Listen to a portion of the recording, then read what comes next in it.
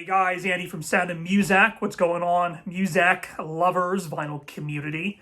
Speaking of vinyl, we've got the records in the background. We're gonna have some videos on my vinyl collection pretty soon, but this is gonna be a short one. A little over a week ago now, I guess.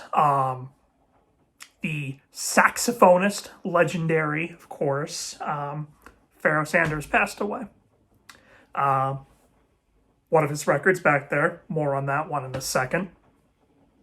And I just wanted to do a small tribute on 5 of my favorite Pharaoh Sanders related records, as some of them are not his records, but his influence is pretty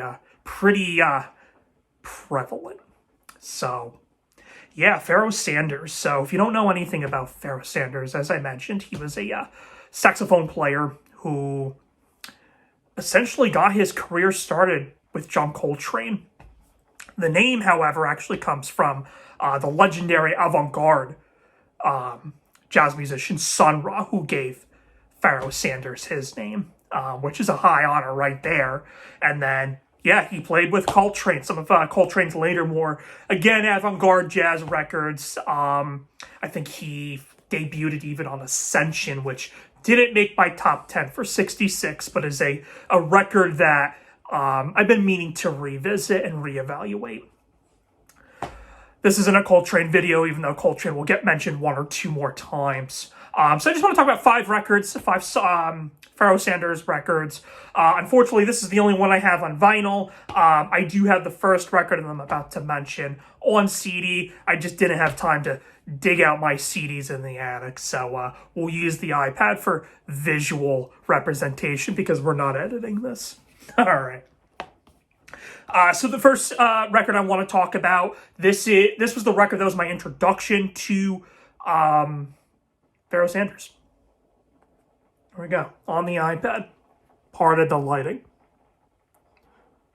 This is 1969's Karma. I love this album cover.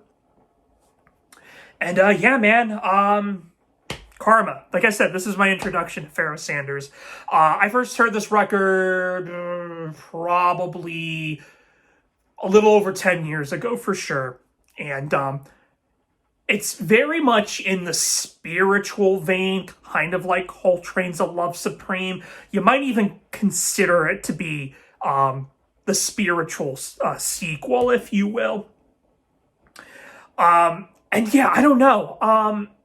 Look, I am not a religious individual. I identify as being an atheist, but that doesn't mean that you can't be spiritual. The two do not have to coexist, and music's no exception. I mean, if you want to say music is a fucking religion, then music's my religion. But yeah, I don't know.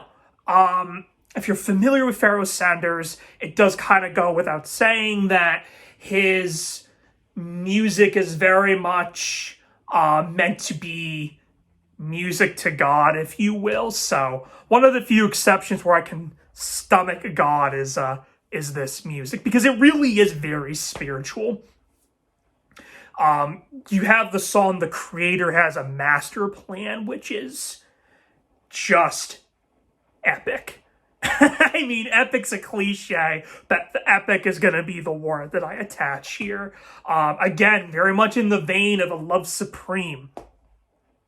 Fun fact, I even think King Crimson, around the same time period when this record came out, were known to cover The Creator Has a Master Plan live, which is neat. They're keep in mind they're a rock band, but it doesn't come close to the original. The other track, Colors, which is just 6 minutes of Pharaoh Sanders, again, singing different colors to God, I guess. I'm not really too sure. I've never been able to pinpoint it, but that's just the feeling I get as he's describing the different elements of colors and what they mean and whatever. It's up to anyone's interpretation, I suppose, but it's just a great record, man. So that's my first recommendation. My second recommendation, and I'm going to butcher the title for this one, so heads up. But this is 1971's Journey to Satchidananda by the great Alice Coltrane. And you may notice here, featuring Pharaoh Sanders. And I point that out because even though, make no mistake, this is an Alice Coltrane record, Sanders' influence is very detrimental to that record. And like Karma and like A Love Supreme, again, very spiritual, but you don't need to be religious to appreciate it and be moved by it. And it's another record that at least makes me feel that way. I love a lot of the harpsichord from Alice, who, yes, Alice Coltrane, married to John Coltrane. But it's Pharaoh Sanders' saxophone that kind of fleshes her sound out, at least on this particular record. There's a track on here called Isis and Osiris, which I have to assume, even though it's an instrumental, has to be about, or at least a tribute to, the Egyptian king and queen again. But just a beautiful track, and you get Pharaoh Sanders, so enough said there. The third record, going back to a solo record by the late genius, and that's going to be a record called Black Unity. Look at that. And this came out in 1971 or 1972, I forget, shortly after Alice Coltrane's record that he was on. And this one incorporates, so Karma, I forgot to mention, very much in the vein of free jazz, avant-garde jazz, whatever you want to label it. But Black Unity, while in some senses is probably the more avant-garde of the two, it incorporates more influences. You have Latin influences, you even have some Indian classical influence, which I forgot to mention is also pretty heavy on the Coltrane, the Alice Coltrane record. I'm sorry if I'm all over the place here. We're not editing this. Phenomenal record. And Stanley Clarke plays bass on it, so that's awesome too. The great Stanley Clarke. It's just one track broken into two pieces. The title track, Black Unity, on both sides, and I think part two is probably both the more accessible but adventurous of the two pieces. But you got to listen to the whole piece. It's a great record. It's a record that, if you're going to explore Pharaoh Sanders, I wouldn't start with this album, but when you get to it, give it time. Don't base your opinion just off the first listen. So Black Unity. My fourth record on this list is going to be by a different artist, but again, heavily features Pharaoh Sanders. And that's going to be, pull that up here, Ask the Ages by Sonny Sharrock. This record came out in 1991, just before he passed away, actually. And Sonny Sharrock, actually, now that I'm thinking about it, I believe might have been how I discovered Pharaoh Sanders, was when I first discovered this record, Ask the Ages. And Sonny Sharrock, I believe, got his start when he played on Miles Davis's tribute to Jack Johnson. He features on guitar there, and he's got a couple early solo records too that are worth checking out. But Ask the Ages has always been my favorite. And Sonny Sharrock, if you've never listened to him, he will, for rock enthusiasts especially, he will just destroy every rock guitar player you love. I mean, this guy, he is something else. The man can shred, but he also knows when to switch it.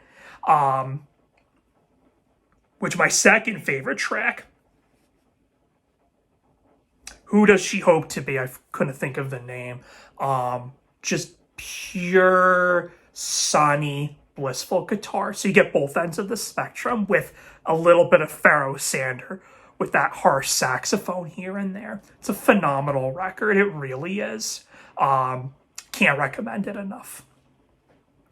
And my last record here is going to be the one that's on the shelf. So this record was done, this was a collaboration record that was done with an electronic artist called Floating Points. Pharaoh Sanders hadn't put out a record in at least 10 years, I think it was. And not only does it feature a collaboration between Floating Points and Pharaoh Sanders, but it also has the fucking London Symphony Orchestra. This record, I didn't discover till the tail end of 2021. By the way, I know I didn't put out that video. We'll get there if you're following me on my journey through Muzak series. But this is my album of the year of last year. It was a late discovery, but I fell in love with it. I mean, forget about my excitement when I found out that Pharaoh Sanders put out a new record, but with a contemporary artist who I'm not familiar with, but have since really have gotten into Floating Points' music as well.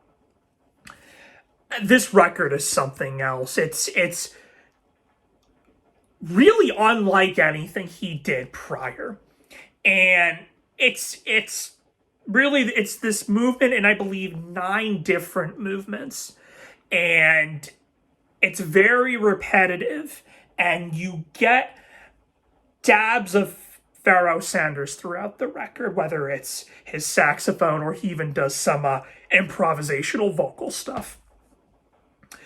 But it's when you get to the 6th movement, which is my favorite part on this whole entire piece, when finally the London Symphony Orchestra comes into the full mix, and you're just getting this trifecta of classical, jazz, and electronica all at once, and it is just beautiful. Right? I mean, like, it really is, and it is really something, and I get teary-eyed every time I hear it. I spun this again this morning before getting ready for work, and I might even spin it again tonight. Very much, it's very much been one of those records that has been a go-to for me lately, as life can be challenging for all of us sometimes. The relationship I have with this record is probably similar to that of which I have with Karma, the first record I spoke of. And that's why I wanted to do this video, was to just give my condolences to Pharaoh Sanders, to his loved ones. As soon as I found out about his passing, I had ordered this on Bandcamp right away, as I hadn't owned it prior. And, at least that way, my purchase is going to the artist, whether that's his estate or Floating Points, whatever. But that's not what this video is about. I just want to thank you, Pharaoh Sanders, wherever you are. And thank you for the music over the course of 50 plus years. It means a lot, and if anything, I hope in addition to sharing my story and this man's music, that maybe this video introduces new fans. That's what it's all about at the end of the day, right? It's all about the music. All right, guys, that's it for this video. R.I.P. Pharaoh Sanders. Check out those 5 records. I'll have the name for each of those records in the description below, and until next time.